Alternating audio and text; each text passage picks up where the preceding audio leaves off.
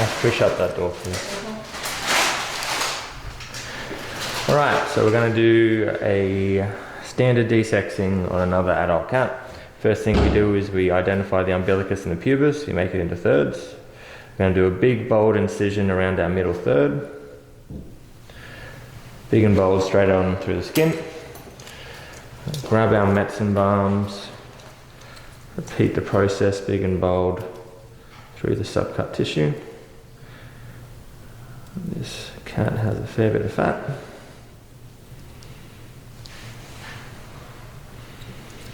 To expose our linear alba. We now very carefully enter the abdomen. How do we do that? We find our linear alba. We pick it up as much as we can. With a blade turned towards the sky, we go in and up. We just follow that with our medicine balms carefully along the length of the linear alba. Cool. I'm going to use a spay hook today. So spay hooks, very importantly, the forceps hold very carefully and delicately the linear alba. We go into the abdomen along the body wall until we hit the dorsum of the animal. We turn the spay hook towards the midline. We march it towards the midline and we come up. So we pass it along the body wall till we hit the dorsum, turn it towards midline, march it towards midline, and very delicately we come up. What we're looking for is tension. I'm going to say that.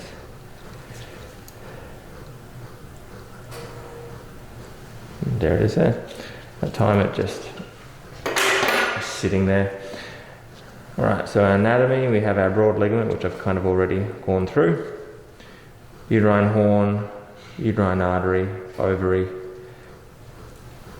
In cats, a lot of the times we don't have to break or stretch anything, particularly if we're just going to do one good ligature, which I have more than enough room. So holding the ovary, I'm going to place 2 hemostats.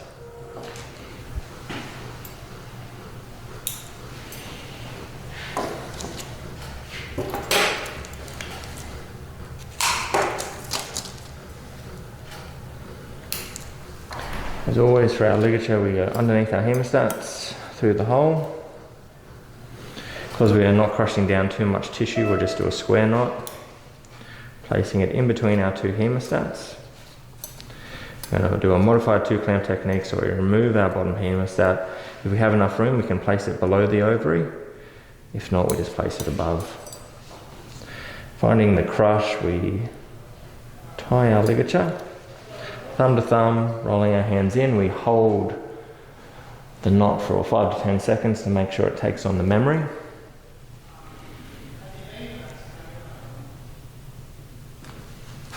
And then we follow up with 4 to 5 throws.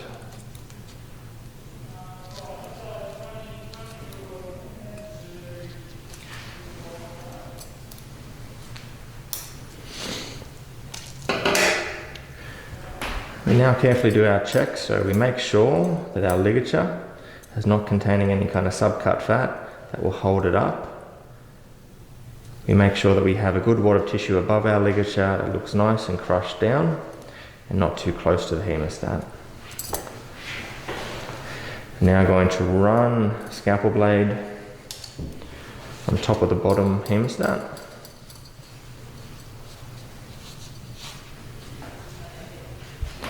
And carefully release it back into the abdomen. So we grab where the vessel isn't. We hold, we have a look.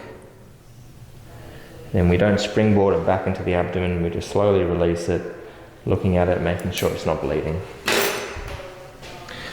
For this one, I've already kind of broken down that broad ligament. But essentially we find our uterine artery and we can just break away from it. Either with your finger, or if you want, you can use your scissors. Pull back, find the other horn, travel forward.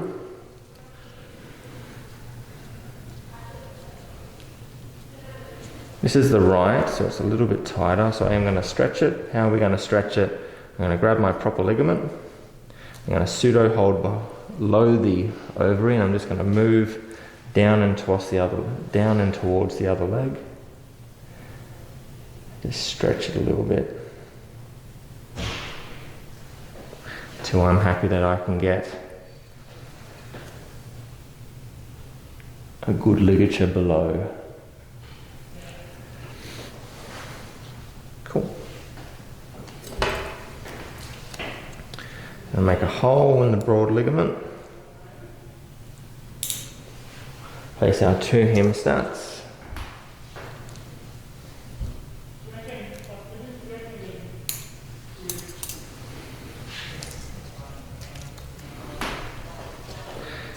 Underneath the hemostats through the hole. Do a square knot. Moving our bottom hemostat above the ovary.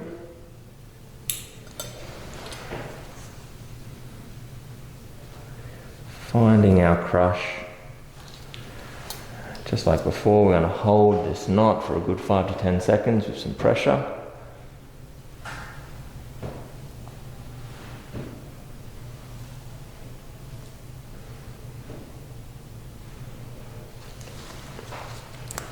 And follow up with 4 to 5 throws.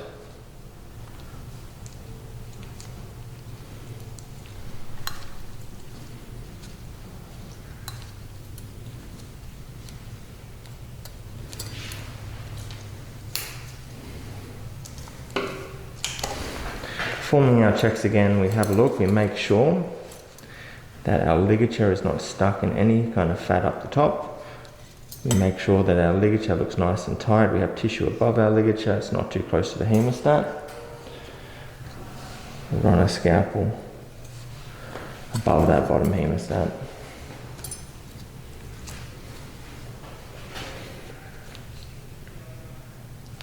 Then carefully and slowly release it back into the abdomen.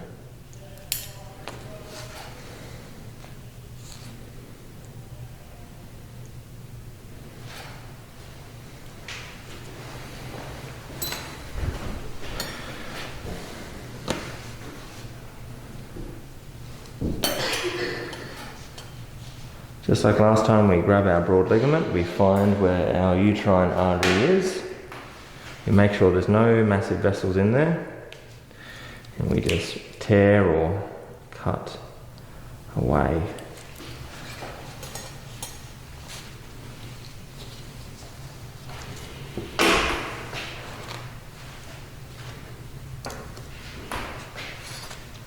Alright, pulling back on our uterine body.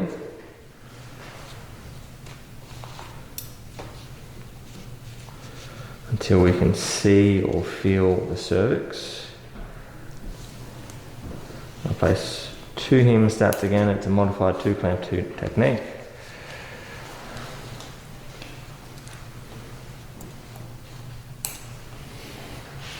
Because this uterus is a little bit turgid, we're going to make sure that we do a knot that has good holding. So we're going to do a modified Miller's.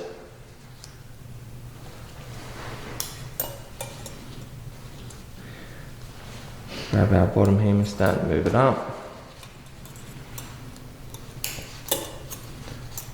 Straight into the crush.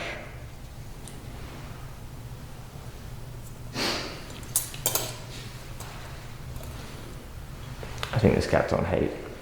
Yeah.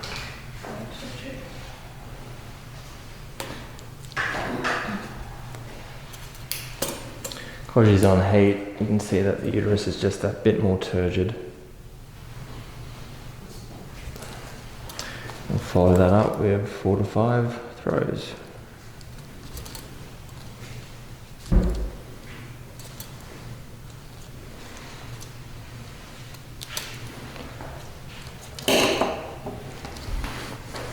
Going between our hemostats this time, just on the top of the bottom.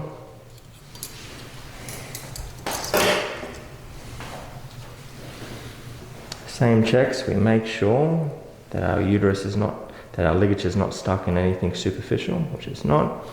Plenty of tissue above our ligature. We have a good, tight, modified Miller's. Hold. looking. Yeah.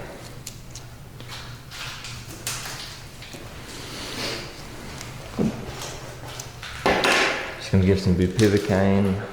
Thank you all.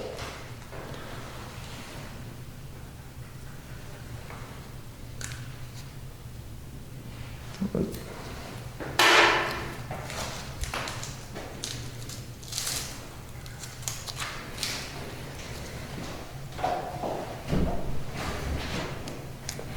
Just going to trace the line of our incision.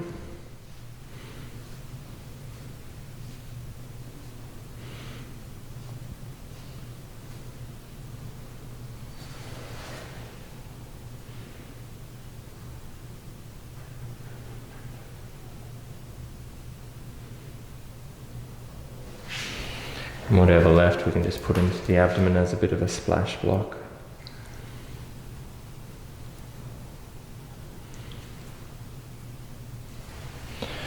Cool. Now that we're happy that we've done 3 good ligatures, none of them are bleeding whatsoever, we have no welling in the abdomen, no blood seeping up, we're going to close. Cats are wonderful in that they have a very overt linear alba. They have a very overt external rectus sheath, and that's the only layer that we need to get. So I'm just engaging that external rectus sheath.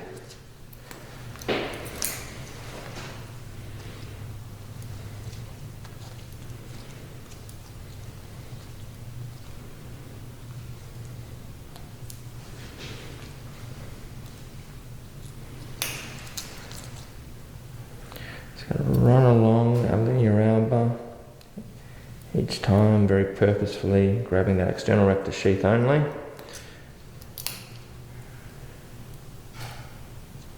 Contending with the large amount of subcut fat.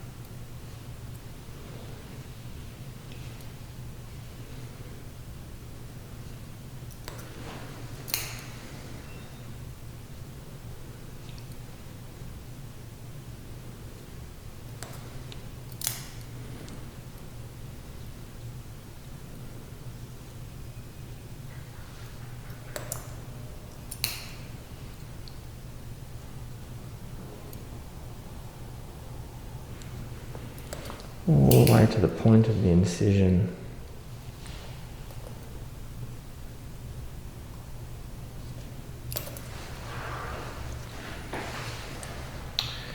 As always, I would prefer to do it a little bit too tight than too loose, particularly when I've only engaged that external rectus sheath. Good.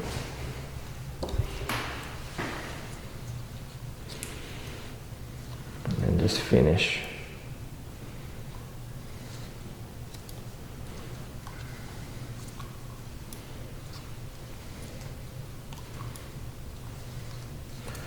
Five good square knots. Continue on to the subcutaneous layer. As always, we begin deep to superficial.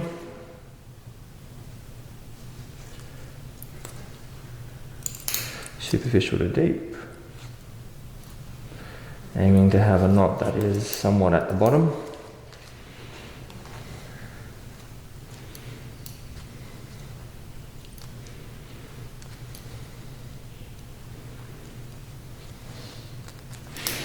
This time around we're going to tie back onto our tag, so we'll grab that, flick it away with a hemostat, and begin our subcut layer.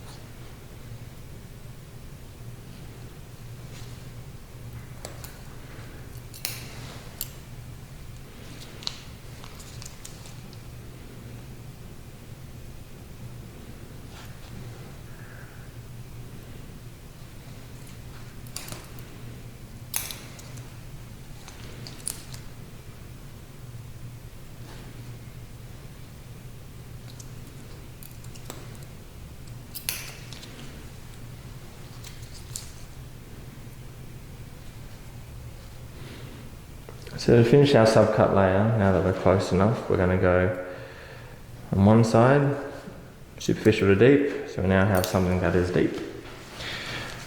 On this side, we're going to go deep to superficial,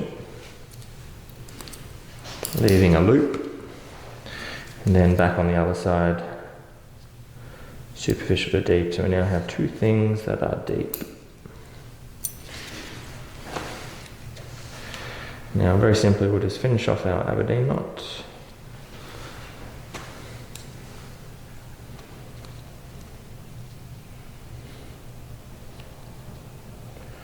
If I can manage that. There you are.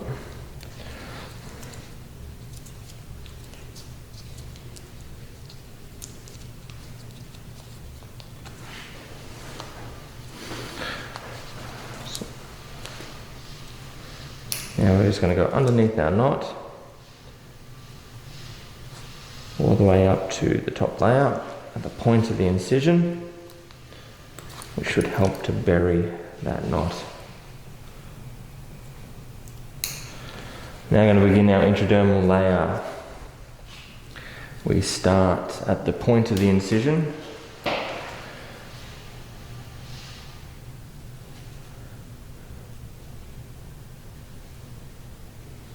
come out. Theoretically, wherever we come out, we go in on the other side, or we go a little bit back. Being a cat, cats are always a lot more fiddly and annoying to suture than dogs. It's actually a lot easier to not get into that subcutaneous, not get into that intradermal space. It's very easy to do subcutaneous sutures. Every time we have a look, we make sure that it's coming together fairly decent. We make sure that our suture hasn't accidentally gone through the skin. If it has, we back it out and we correct for our mistakes by modifying our position. Sometimes we go a little bit further back, sometimes a little bit more superficial to try to make up for the mistakes we make along the way.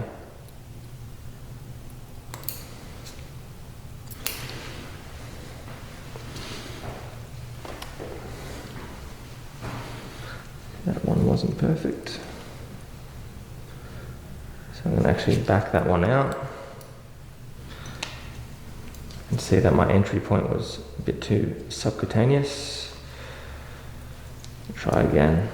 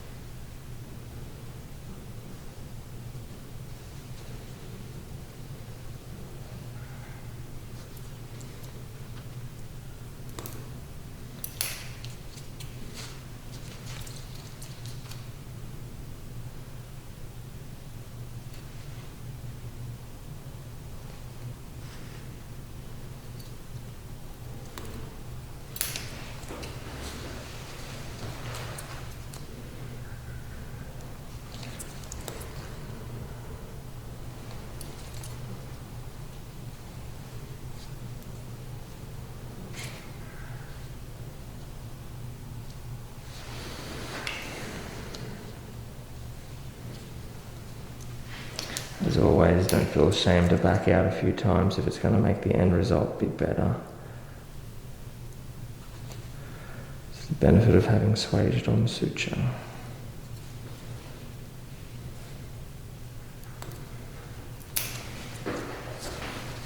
It's better.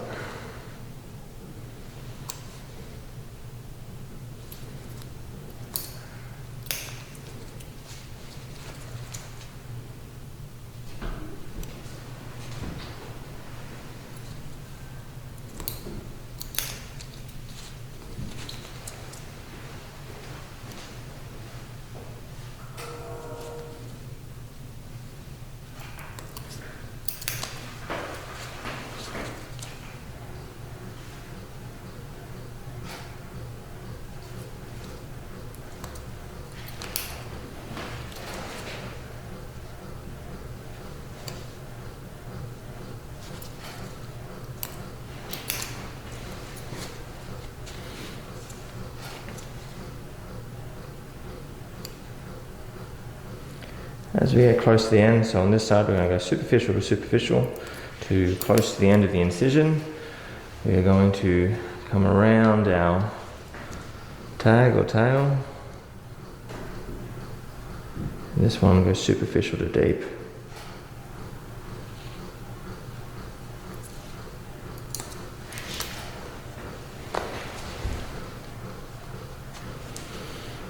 Now we do our knot along the length of the incision.